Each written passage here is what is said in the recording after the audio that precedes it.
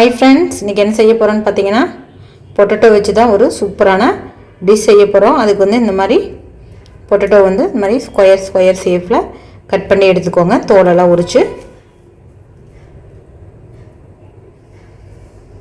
இதை வந்து இப்போது நம்ம வேக வச்சு எடுத்துக்கலாம் தண்ணியில். இப்போ அதுக்காக நான் ஒரு பேன் வச்சுட்டு அடுப்பில் அதில் தண்ணி ஆட் பண்ணிக்கலாம். இப்போது தண்ணி வந்து ஓரளவுக்கு சூடாயிடுச்சு. இந்த சமயத்தில் நம்ம கட் பண்ணி வச்சுருக்க உருளைக்கிழங்கு இதில் சேர்த்திடலாம். ஓரளவுக்கு வெந்து வரட்டும். ரொம்ப வேகவும் விடக்கூடாது, சவுன்னு போயிடும். நம்மளுக்கு வந்து கிறிஸ்பியாக வேணும். அதனால் ஓரளவுக்கு வெந்ததுக்கப்புறம் நம்ம இதை வந்து வெளியில் எடுத்துடலாம். இப்போ பாருங்கள், இது ஓரளவுக்கு குக் ஆயிடுச்சு. நான் இந்த சமயத்தில் வந்து ஸ்டவ் ஆஃப் பண்ணி இந்த தண்ணியை வந்து வடித்து உருளைக்கிழங்கு மட்டும் நான் எடுத்துக்கிறேன். இப்போ இந்த உருளைக்கிழங்குக்கு மசாலா கலந்துக்கலாம். 3 டேபிள் ஸ்பூன் கார்ன்ஃப்ளவர் மாவு, 3 டேபிள் ஸ்பூன் அரிசி மாவு, 3 டேபிள் ஸ்பூன் மைதா மாவு, பெப்பர் தூள் 1/2 டீஸ்பூன், உப்பு தேவையான அளவு, மிளகாய் தூள் 1 table spoon, garam masala 1 table spoon. இதெல்லாம் போட்டு நல்லா கலக்கி எடுத்துக்கலாம். இப்போது தேவையான அளவு மட்டும் கொஞ்சமாக தண்ணி சேர்த்து நம்ம இதை வந்து பிசைஞ்சு விட்டுக்கலாம்.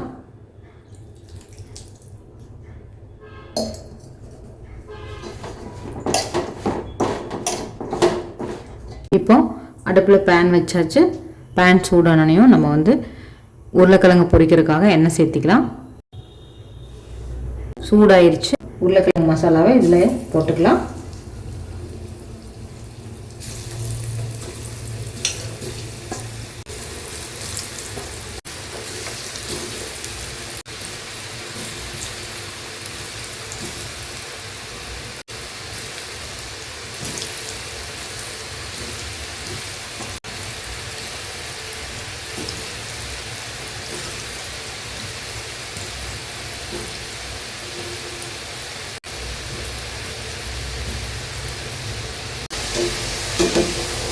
இப்போ நல்லா கிறிஸ்பியாக வெந்து வந்துருச்சு.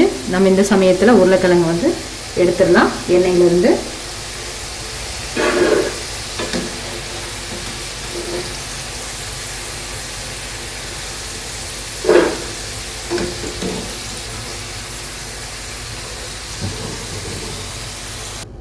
பாருங்க, நல்லா கிறிஸ்பியாக வெந்து வந்துருச்சு.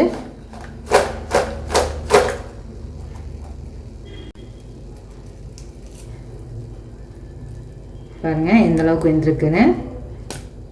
மிச்சம் இருக்கிற உருளைக்கிழங்கையும் நம்ம போட்டு பொரிச்சு எடுத்துடலாம். இப்போ அடுப்பில் மீண்டும் பேன் வச்சுக்கலாம். பேன் வச்சு பேன் சூடானையும் கொஞ்சமாக எண்ணெய் சேர்த்துக்கலாம் தாளிக்கிறதுக்காக.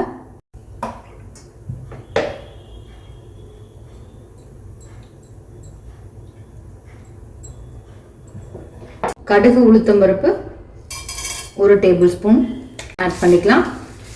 இப்போ வந்து இஞ்சி வந்து 1 டேபிள் ஸ்பூன் பொடியாக நறுக்கி வச்சுருக்கிற அதை ஆட் பண்ணிடலாம்.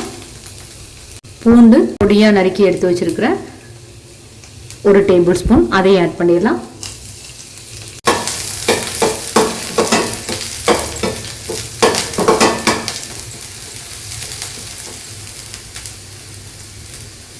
இது கூடவே 2 பச்சை மிளகாய், 2 காய்ந்த மிளகாய் ஆட் பண்ணிக்கலாம்.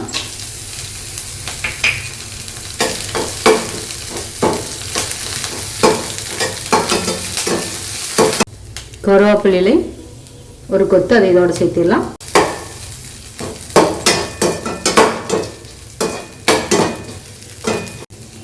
இதெல்லாம் நல்லா வணக்கினதுக்கு அப்புறமா 2 மீடியம் சைஸு வெங்காயம் எடுத்துருக்கிறேன். அதை நல்லா பொடியாக சாப் பண்ணி எடுத்துருக்கிறேன். அதை வந்து இதோட சேர்த்திடலாம்.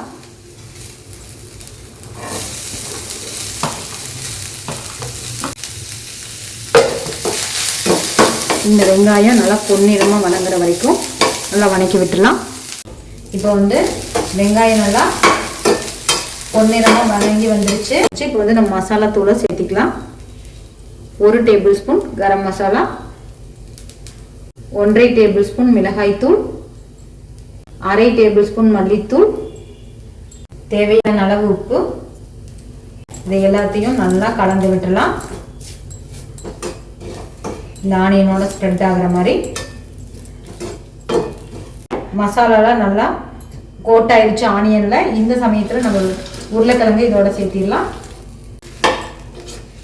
இதோட கோட் ஆகிற மாதிரி, ஆனியன் அண்ட் மசாலாவோட கோட் ஆகிற மாதிரி கலந்து விட்டுக்கலாம். அவ்வளோதான், நம்மளுக்கு பொட்டேட்டோ சில்லி 65 ஃப்ரை ரெடி ஆயிடுச்சு. குழந்தைங்களுக்கு மிகவும் பிடிச்சமான ரெசிபி. இதை வந்து ஸ்நாக்ஸ் ரெசிபியாகவும் நீங்கள் அவங்களுக்கு செஞ்சு கொடுக்கலாம்.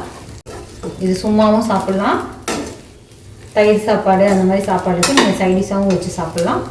டேஸ்ட் அட்டகாசமாக இருக்கும்.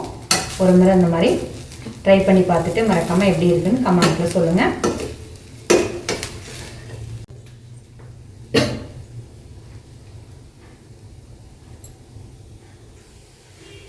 நம்மளுக்கு சூப்பரான பொட்டேட்டோ 65 ஃப்ரை ரெடி ஆயிடுச்சு.